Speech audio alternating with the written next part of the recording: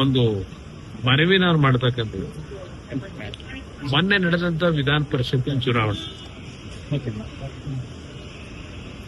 ನಾನು ಚುನಾವಣೆ ಗೆಲ್ತೀನಿ ಅಂತ ಅಭ್ಯರ್ಥಿ ಹಾಕಿದ್ದಲ್ಲ.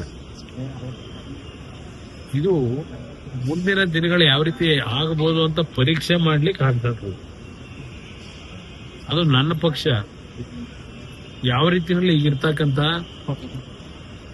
ಪರಿಸ್ಥಿತಿನಲ್ಲಿ ಒಂದು ಧೈರ್ಯವಾದಂತ ನಿರ್ಣಯಗಳನ್ನು ಮಾಡ್ತಾರೆ ಅಂತಕ್ಕಂಥದನ್ನ ಪರೀಕ್ಷೆ ಮಾಡಬೇಕು ಅಂತಲೇ ಅಭ್ಯರ್ಥಿ ಆಗಿ 2 ಸಭೆ ಮಾಡಿದ್ದೆ.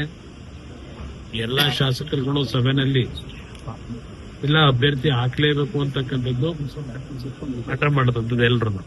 ಅವ್ರ ಎಲ್ಲರ ಅಭಿಪ್ರಾಯದ ಮೇರೆಗೆ ಹಾಕಿದ್ದೆ. ಈಗ ನೆನ್ನೆನೂ ಸಭೆ ಕರೆದಿದ್ದೆ. 17 ಶಾಸಕರು ನೆನ್ನೆ ಸಭೆಯಲ್ಲಿ ಭಾಗವಹಿಸಿದ್ರು ಎಕ್ಸೆಪ್ಟ್ ಗಿರಿದೇವಿ.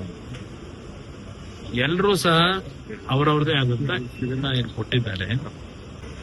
ಒಂದು ಮನವಿ ನಾನು ಮಾಡ್ತಕ್ಕಂಥದ್ದು. ಮೊನ್ನೆ ನಡೆದಂತ ವಿಧಾನ ಪರಿಷತ್ತಿನ ಚುನಾವಣೆ, ನಾನು ಚುನಾವಣೆ ಗೆಲ್ತೀನಿ ಅಂತ ಅಭ್ಯರ್ಥಿ ಹಾಕಿದ್ದಲ್ಲ. ಇದು ಮುಂದಿನ ದಿನಗಳು ಯಾವ ರೀತಿ ಆಗಬಹುದು ಅಂತ ಪರೀಕ್ಷೆ ಮಾಡ್ಲಿಕ್ಕೆ ಆಗ್ತದೆ.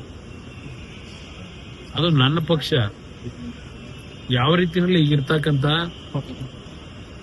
ಪರಿಸ್ಥಿತಿನಲ್ಲಿ ಒಂದು ಧೈರ್ಯವಾದಂತ ನಿರ್ಣಯಗಳನ್ನು ಮಾಡ್ತಾರೆ ಅಂತಕ್ಕಂಥದನ್ನ ಪರೀಕ್ಷೆ ಮಾಡಬೇಕು ಅಂತಲೇ ಅಭ್ಯರ್ಥಿ ಆಗಿ 2 ಸಭೆ ಮಾಡಿದ್ದೆ.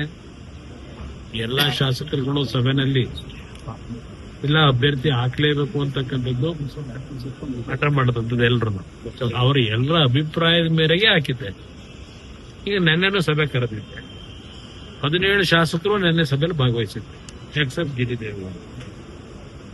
ಎಲ್ಲರೂ ಸಹ ಅವರವ್ರದೇ ಆದಂತ ಇದನ್ನ ಏನ್ ಕೊಟ್ಟಿದ್ದಾರೆ.